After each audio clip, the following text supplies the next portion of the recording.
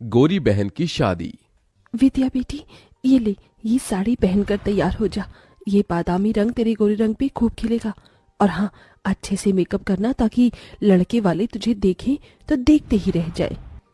ठीक है मेरी प्यारी माँ। तभी बाहर से कांच टूटने की आवाज आती है। मालती गुस्से में बौखलाकर बाहर आती है, जहां कंचन पोछा लगा रही थी। मालती को देखते ही कंचन सहम सी गई। क्यों री काली करमजली, आज मेरी बेटी के लिए कितना बड़ा दिन है। तूने जानबूझकर इस शुभ घड़ी में कांच तोड़ दिया। नहीं माँ, मैं तो पोछा लगा रही थी, गलती से गुलदस्ता गिर गया। कहते हुए कंचन कपकपाई जा रही थी, क्योंकि उस दिन बड़ी ठंड थी। क्यों री, हाथों में जान नहीं है क्या? खाने को तो 10-10 रोटी एक बार में खा जाती है। अच्छे से पोछा लगा, फर्श एकदम चमकना चाहिए। और उसके बाद चाय समोसे नाश्ता भी बना देना। ये कहते हुए मालती जानबूझकर उस बेचारी के पैरों पर से चढ़कर चली जाती है, जिससे कड़ाके की ठंड के मौसम में उस बेचारी की चीख निकल जाती है। माँ, माँ मेरा हाथ कंचन के साथ ऐसा जुल्म होता देखकर बिछौने पर लकवे में पड़े वासुदेव की आंखों से टप टप आंसू चूने लगते हैं। थोड़ी देर में वसुंधरा अपने बेटे कार्तिक के साथ विद्या को देखने आती है। तभी कंचन चाय नाश्ता लेकर परोसती है। आंटी जी, नाश्ता। मालती जी, ये लड़की कौन है? जी, ये इस घर की नौकरानी है। ये सुनते ही कंचन की आंखों में आंसू भर आते हैं। वो लड़के वालों के बीच से जाने लगी। तभी विद्या ने कहा, कंचन जरा रुक। माँ जी, ये इस घर की नौकरानी नहीं बल्कि मेरी बहन कंचन है। विद्या के शब्दों में कंचन के लिए एक बड़ा मान था। बड़ा प्यार है दोनों बहनों के बीच। बहन जी, मुझे मेरे कार्तिक के लिए आपकी विद्या पसंद है।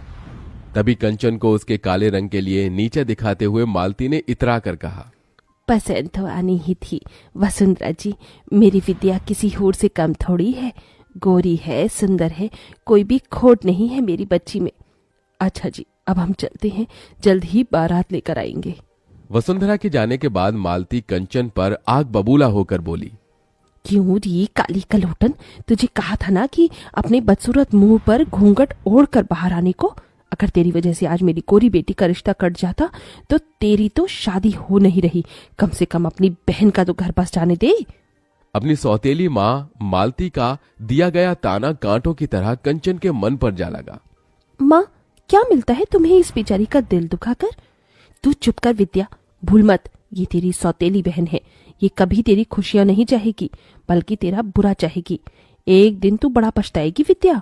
ये कहकर मालती वहां से चली गई और कंचन फूट फूट कर रो पड़ी। विद्या, क्या मैं इतनी बुरी हूं कि अपनी बहन की शादी तोड़वा दूंगी? विद्या ने कंचन के आंसू पोंछे और डबडबाई आंखों से उसे देखकर कहा, मेरी बहन, माँ ने सिर्फ तेरा ऊपरी रंग देखा, आज तक तेरा प्यार भरा मन देखा ही नहीं। मगर तुम्हारी ये बहन है ना? भले ही विद्या और कंचन सौतेली बहन थीं, मगर दोनों के बीच सगी बहनों से बढ़कर प्यार था। हालांकि विद्या गोरी सुंदर थी और कंचन काली, मगर उसके बाल उतने ही लंबे काले। वसुदेव ने अपनी पहली पत्नी सुलोचना के मरने के बाद मालती से दूसरी शादी की। हालांकि दोनों का यह पुनर्विवाह था। मालती अपनी बेटी विद्या को साथ लेकर आई। विद्या ने तो कंचन को अपनी बहन मान लिया था, मगर मालती कंचन के काले रंग की वजह से उसे बेटी न ही मान सकी और न ही अपना सकी। यह भेदभाव वसुदेव से देखा नहीं गया और वो सदमे में चले गई। हालांकि मालती ने कंचन को गरीब घर में ब्याहने के लिए बहुत से ऐसे रिश्ते देखे, मगर उसके काले रंग के चलते वो भी रिश्ते वाले उसे ठुकरा गए। क्योंकि कहते हैं ना, नियति का तय हुआ कोई नहीं टाल सका। जिसके बाद विद्या की शादी अमीर घर में तय हो गई और गुजरते दिन के साथ शादी की रस्में अब शुरू हो गईं। विद्या बेटी, देख, मैंने तेरे हल्दी और मेहंदी के लिए 2 लहंगे बनवाए हैं। सुंदर है? हाँ माँ, बहुत सुंदर है। पर माँ, कंचन के लिए लहंगा? कंचन का नाम सुनते ही मालती चिढ़ गई। अरे शादी तेरी है, उसकी थोड़ी होने वाली है। दुल्हन तू है और कंचन मेरी बहन। अरे देख, इस पीले वाले लहंगे में कितने अच्छे बेल बूटे हैं और ये हरा वाला लहंगा मेहंदी के टाइम पर पहनना है। तेरी माँ ने कैमरे वाले को भी बुलाया है और तू चिंता मत कर, उसे भी दे दूंगी मैं कपड़ा। थैंक यू माँ। मालती ने कंचन को देखते हुए उसे एक बड़ा पुराना सा सूट पहनने को दिया, जो कि कई जगह से फटा भी था। एरी कर लो, ये ले, पहन लियो तू। बिना किसी शिकायत के कंचन ने उसे स्वीकार कर लिया और विद्या को हल्दी मेहंदी लगने लगी।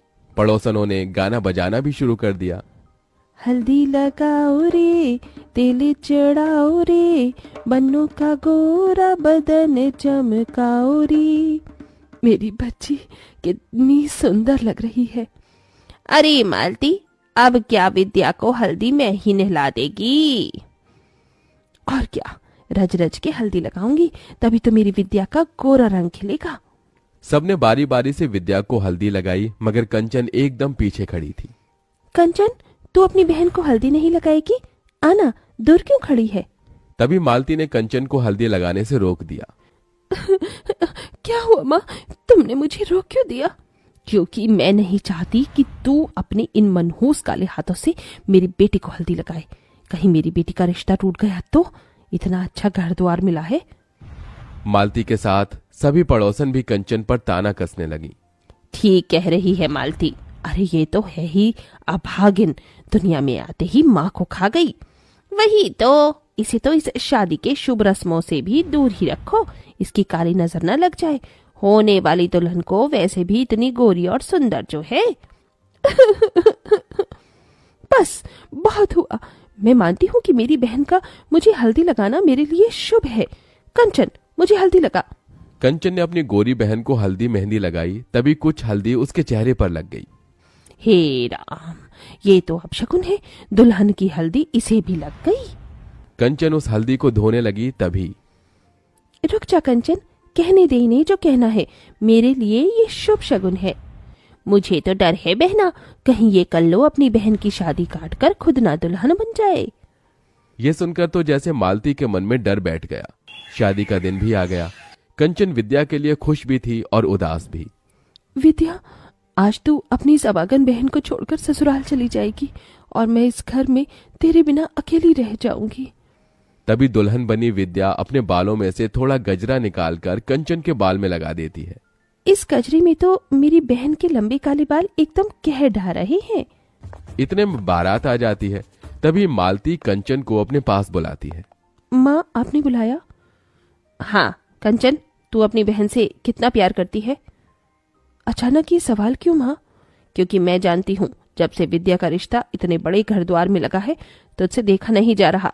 इसीलिए तू ये रिश्ता काटना चाहती है ताकि तेरी टाल गल सके और तेरी कोरी बहन की जगह कार्तिक से तू शादी कर सके। ये सुनकर कंचन टूट सी गई। नहीं माँ, ऐसा नहीं है।